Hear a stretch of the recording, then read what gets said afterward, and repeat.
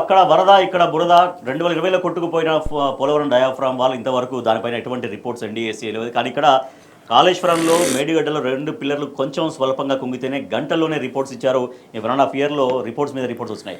The same time ఇవాళ Kaleshwaram commission ముందుకు మాజీ మంత్రి హరీష్ రావు హాజరవుతున్నారు. మరోపక్క కేబినెట్ ఆమోదంతోనే కాళేశ్వరంపై నిర్ణయాలు జరిగినాయి. ముఖ్యమంత్రి కేసీఆర్ వ్యక్తిగతంగా తీసుకున్న నిర్ణయం కాదు, పూర్తి కేబినెట్ అప్రూవల్ తోటే ఆ నిర్ణయాలు జరిగాయని వారు చెప్పినటువంటి మాట. ఎస్ నరసింహారెడ్డి గారు, ఇవాళ హరీష్ రావు గారు వెళ్తున్నారు కాళేశ్వరం కమిషన్ ముందుకు. హరీష్ రావు గారు మొన్న కూడా తెలంగాణ భవన్లో పత్రికా మిత్రుల ముందు అందరినీ పిలిచి కూడా వారు పవర్ పాయింట్ ప్రజెంటేషన్ పీపీటీ ఇవ్వడం జరిగింది. కాళేశ్వరము దానికి సంబంధించి పూర్తి వివరంగా గంటన్నర పాటు ఇచ్చినారు. ఇప్పుడు మీరు పైన చూస్తే అక్కడ ఎన్డీఎస్ఏకి సంబంధించి ఆ వార్తకు సంబంధించి చూస్తే ఇప్పుడు ఒకే నది మీద ఒకటి బ్యారేజీ, ఒకటి డ్యామ్. ఏది? కాళేశ్వరం బ్యారేజీ, మేడిగడ్డకు సంబంధించి ఒక బ్యారేజ్ ఇది. అదొక డ్యామ్, పెద్ద డ్యామ్, 200-300 కెపాసిటీ ఉన్న టీఎంసీ ఉన్న డ్యామ్ అది పోలవరం. ఎన్డీఎస్ఏ అంటే నేషనల్ డ్యామ్ సేఫ్టీ అథారిటీ వాళ్ళ ఒక అనుబంధ సంస్థ, ఒక ఇంజనీరింగ్ నిపుణులు ఉంటారు, వాళ్ళను పంపిస్తారు ఎక్కడన్నా ఇది జరిగితే. ఇప్పుడు పోలవరానికి సంబంధించి ఏంది, ఎవరు కడుతున్నారు దాన్ని అంటే కేంద్ర ప్రభుత్వం నిధులు ఇస్తుంది, కేంద్ర ప్రభుత్వం కడుతుంది. పోలవరం డిజైన్లు ఎవరు చేసినారు? ఎన్డీఎస్ఏ చేసింది.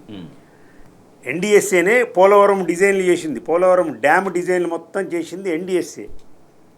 మన మేడిగడ్డకు సంబంధించి చేసింది ఇక్కడ సంబంధించిన ఇంజనీర్లు చేసినారు. మరి అక్కడికి సంబంధించి ఎన్డీఎస్ఏ చీఫ్ ఎవరైతే ఉన్నారో, ఇంజనీరింగ్ విభాగం చీఫే దాని ప్రాజెక్ట్ ఆఫీసర్. ఇక్కడికి వచ్చిన ఎన్డీఎస్ఏ చీఫ్, మన దగ్గరకు వచ్చిన ఆయన ఎవరైతే రిపోర్ట్ ఇచ్చిండ్రో చీఫ్ ఇంజనీరు, అక్కడ ప్రాజెక్ట్ ఇన్ఛార్జ్ ఎవరు పోలవరానికి అంటే ఆయనే. ఈ వ్యక్తే, సేమ్ పర్సనే. ఇక్కడ నివేదిక తెలంగాణ కాళేశ్వరం మేడిగడ్డ మీద ఇచ్చిన 2 పిల్లలు కుంగిపోతే ఇచ్చిన నివేదిక 3 సార్లు ఇచ్చిన ఆయనే. అక్కడ పోలవరం డ్యాము మొత్తానికి ఇన్ఛార్జు, డిజైనర్ అన్నీ ఆయనే. ఎన్డీఎస్ఏ ఆధ్వర్యంలో జరిగిన పోలవరమే డయాఫ్రాము ఇంత కూడా లేకుండా కొట్టకపోయింది. ఇగో ఇక్కడి నుంచి చివరికి, అది అక్కడి వరకు ఉండాలి, అది ఇక్కడ నుంచి అక్కడ దాకా అక్కడే మొత్తం కొట్టకపోయింది. దరిదాపు 1500 కోట్ల రూపాయలు లాస్ అయిపోయింది. ఇది ఎప్పుడు జరిగింది? 2020లో జరిగింది. 2020లో జరిగింది. 2020లో జరిగితే ఇంతవరకు ఎన్డీఎస్ఏ టీం అక్కడికి పోలేదు. ఇది కట్టిందే వాళ్ళు.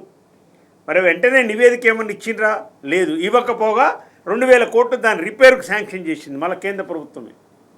మరి ఇక్కడ సంబంధించి ఏమైంది? కాళేశ్వరానికి సంబంధించి, మేడిగడ్డకు సంబంధించిన బ్యారేజ్ సంబంధించి, కాళేశ్వరం అంటే 3 బ్యారేజీలు కాదు, ఓ 19-15 రిజర్వాయర్లు, దానికి సంబంధించిన సబ్స్టేషన్లు, ఒక 203 కిలోమీటర్ల టన్నల్స్, 1530 గ్రావిటీ కెనాలు, దరిదాపు 140 టీఎంసీలు నిల్వ సామర్థ్యం గల రిజర్వాయర్లు, 240 టీఎంసీ గోదావరి నుంచి నీళ్లు తీసుకోగలిగిన ప్రాజెక్ట్ అది.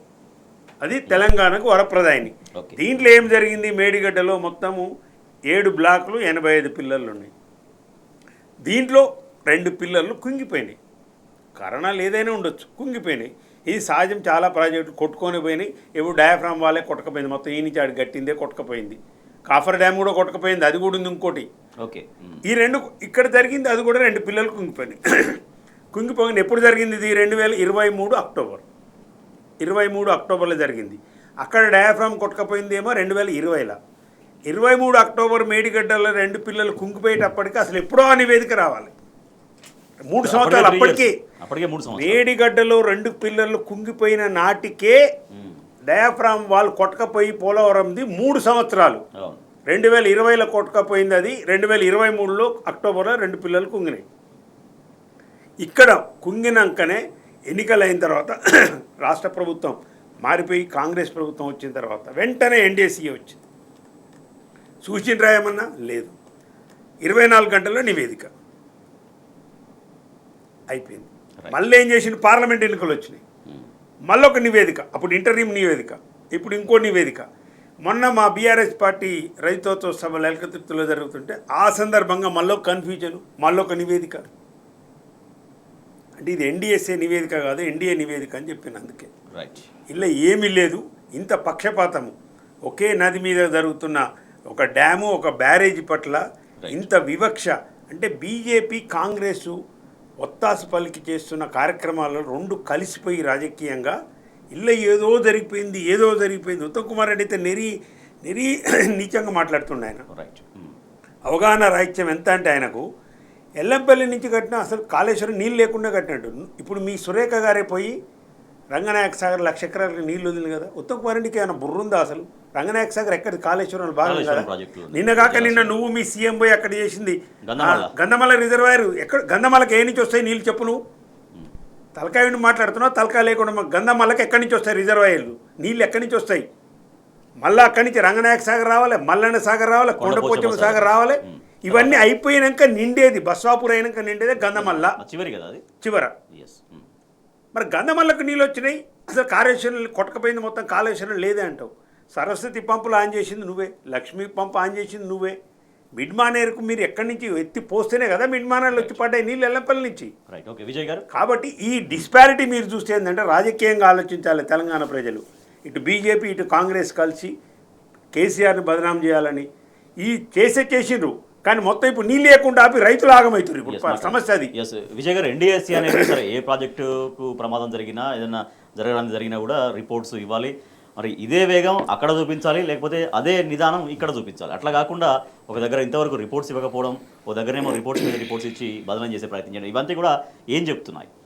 ఫెడరల్ స్ఫూర్తి భిన్నంగా ఎన్డీఎస్ఏ చట్టం చేసేటప్పుడే దీనికి సంబంధించినది రాష్ట్రాలలో ఉన్నటువంటి డ్యామ్లను నీటి వనరులను తన గుప్పెట్లో మోడీ ప్రభుత్వం పెట్టుకునే లక్ష్యంతో వీళ్ళు ఈ ఎన్డీఎస్ఏ తీసుకొచ్చినటువంటి ఈ చట్టం దానికి సంబంధించినది.